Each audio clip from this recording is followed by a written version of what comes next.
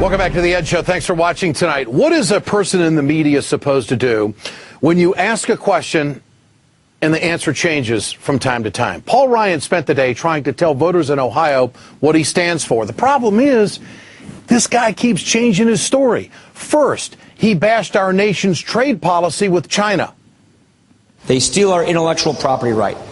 They block access to their markets. They manipulate their currency. President Obama promised he would stop these practices. He said he'd go to the mat with China. Instead, they're treating him like a doormat. We're not going to let that happen. But here's the problem. When Congress got a chance to crack down on China's currency manipulation, Representative Paul Ryan voted no.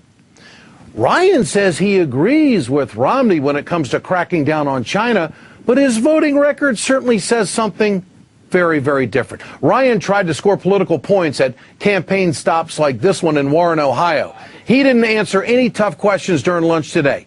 But in an interview with a local reporter in Cincinnati, Ryan struggled to stick to his story on the stimulus package. You had asked for stimulus money for your district. Is that accurate? No, Is that report accurate? I never asked for stimulus. I don't recall that. I haven't seen this report, so I really can't comment on it. Now, did you hear that? Ryan denies requesting stimulus money, then says he doesn't remember. Then he says he hasn't seen the report. And he said all that in less than 10 seconds.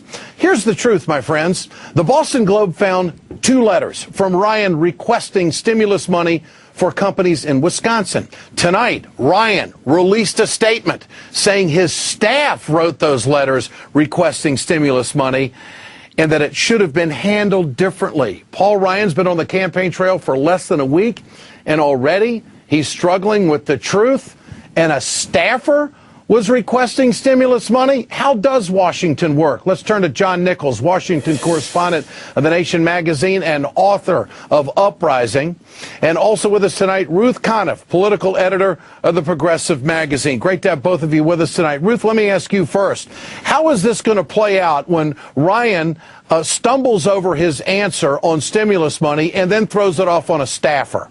It really goes right to the heart of the problem with Ryan. And this is something that we've seen in Wisconsin for many, many years. I mean, as you know, Ryan is a member of Congress from a very hard-hit industrial district, a district that's been afflicted by plant closings, as he was signing off on things like most favored nation trading status with China, as he was, opposing fair trade legislation in Congress. And then he turns around and opposes things like the extension of unemployment insurance for his district. But he has tried to get a good deal for companies there that have supported him through the stimulus. And he's got to bring something home to his constituents. He runs as though he opposed trade that has sucked thousands of jobs and increased job losses by 30% on his watch in his district. He tries to run that way in his district. Then he goes to Washington and he's the Ayn Rand, poster boy of multinational corporations. And those two things are going to be very hard for him to bring together.